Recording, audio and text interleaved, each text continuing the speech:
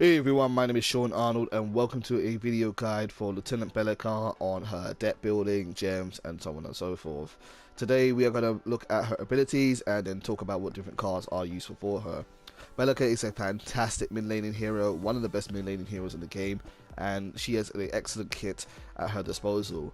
Void Bomb is an excellent wave clear tool. It is great at just destroying bots and making you sustainable in lane because it gives you mana for each enemy you hit.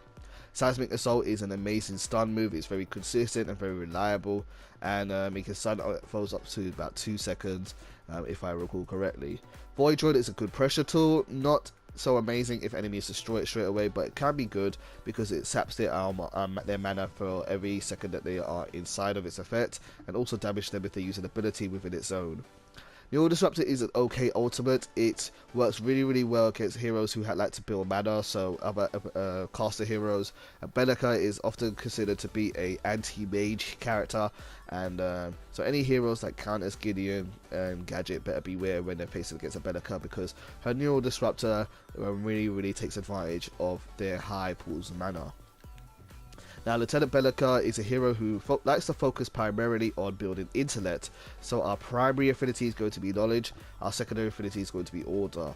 Please always consider order to be your secondary affinity if you can in this game.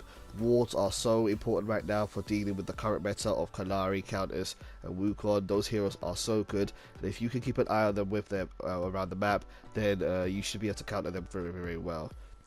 Let's get into the cards here, and we're going to talk about this in the steps of early hand, mid hand, late game hand, and then extra optional cards. Our early game hand is Lamplighter, Advanced Evolution, and Font of Experience. Lamplighter is your ward card. You want to buy this after buying your first attribute point, which will probably go into Advanced Evolution. Advanced Evolution gives you Restorative Learning as an ability. It gives you 5% of your max health and 5% of your mana 3 seconds after leveling up. In the early game up to level 5, this card is very good because you level up quite quickly, and therefore you're going to earn mana and health back quite often. Later in the game it isn't as useful because it takes longer to level up, but it's still quite nice to have for the first laning phase under tier 1 towers. Font of Experience is also very good in the early game because you want to level up to level 5 ASAP. Heroes like Belica like to get their damage from their abilities and therefore want to level up as soon as possible so you can level up your abilities. Therefore, Font of Experience is quite nice to be able to get that extra experience points, 4 experience points every 10 seconds. It's not a huge amount, but it does help in a little bit of a way. And just be aware that this is virtually 2,000 gold in cost because you don't get an attribute point for your cost onto this. But I think it's an investment worth making, and there's not really any other options that you want to get here. So Font of Experience is pretty good for your early game hand. Moving on to mid game hand, we have Astral Leap, Soldier of Fortune and Protective Sentry. This kind of just takes your early game hand and makes it a bit more utility with some more powerful cards. Astral Leap is what I would swap for Advanced Evolution. Astral Leap gives you a teleport. It allows you to teleport out of a bad situation or teleport faster around the map, making you a bit more sustainable, especially when lanes get longer and towers start to go down. You really want this card to use this in combination with ward cards so that you can keep an eye on where the most threatening enemy heroes are and get away from it ASAP, because casters like Belica are very squishy. Similarly, let's talk about the secondary ward here, Protective Sentry. This gives you an Armored Shadow Ward. Armored Shadow Ward is very much like normal wards, but it gives you an armor buff as well. This is either replacing or used in combination with Lamplighter, just so you can keep vision on the map and keep more wards up for as long as possible. Also, 84% mana regen is pretty nice. It's pretty good. Soldier of Fortune is an economy card. This was what you will use to replace Font of Experience. You destroy a target minion and you gain 150 bonus gold and 30 experience. I don't know if this works on minions in the jungle. Actually, it works on jungle minions for sure. I've never tried to use this on raptors, so I don't know if it works on raptors. If it does, that's amazing. But if not, then don't worry about it. It definitely probably doesn't work on all primes, so I wouldn't worry about that. But yeah, this just gives you more gold and more experience points so that you level up faster as you get into your late game hand, which is as follows. Your late game hand is is Yomi Spectre, if I haven't chosen it, Yomi Spectre, Atomic Soldier, and Sleeper Agent. 10 plus 8 plus 7, that adds up to 25 attributes quite nicely. 25 intellect, that is. Yomi Spectre, 7 intellect card, glowing strikes, gives you 9 power, 190 health, deals damage to an enemy and reduces their ability armor by 12 for 10 seconds, and you gain true vision of the target for 10 seconds. I don't know if the true vision only applies to you or it helps out your whole team. I'm not sure about that, but the reduction in ability armor is what you're mostly using this for. By reducing their ability armor by 12, you're going to do a lot more damage to them, and it's quite nice overall. Atomic Soldier is a very good card also. It gives you 17 power, 145 mana, and it has the powerful spells ability, which increases your ability damage by 10%. Just more damage to Belica, because that's what she likes. And the best card in the deck, in my opinion, is Sleeper Agent. Sleeper Agent gives you 14 power, 140 mana, and the ability Gag Order.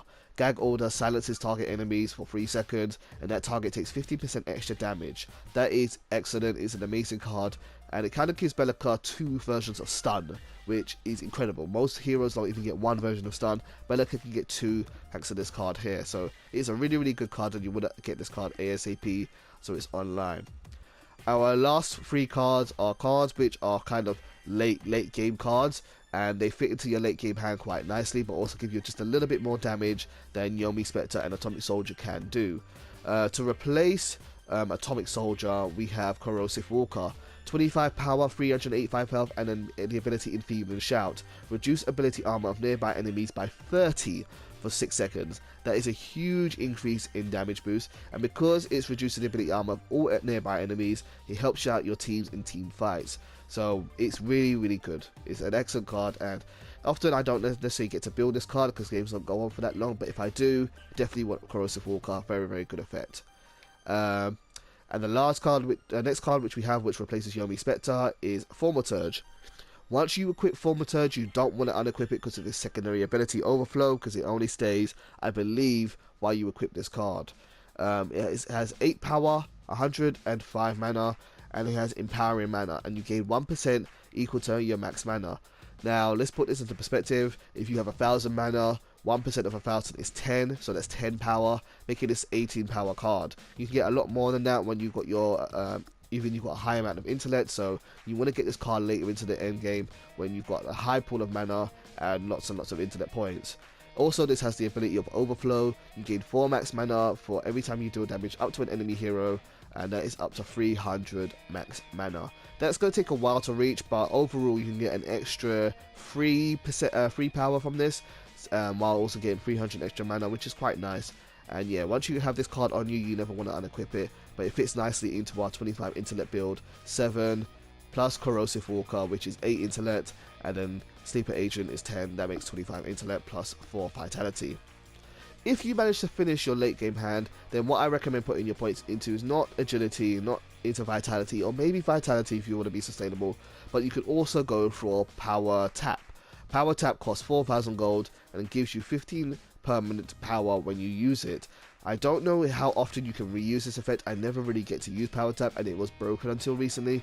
It was fixed in the last patch. I haven't really tried it since then, but the idea behind it is that once you've kind of got all the ability attribute points that you need, you can just keep on spending gold to get Power Tap and keep on getting more and more power, and then equip your stronger cards.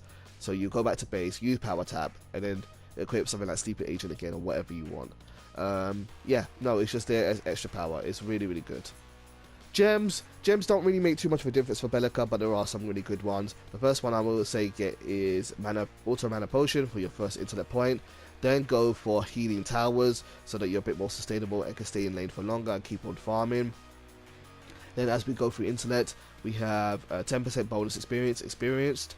Then we have Spell Burn. The last 3 are just focusing on getting more damage. Spell Burn does damage equal to 2% of your enemy's current health. Ruthless Spell does an extra 1% ability damage for every 10% of your enemy's health missing. So the lower their health they are, the more damage it does. And Overpowered Spells, abilities deal 20% bonus damage and cost an additional 30% mana. But at the point you get this card, you won't really feel the extra cost, so the 20% bonus damage is just really, really nice to have. And that's it. That's the Belica deck. It's very, very good. It works very, very well.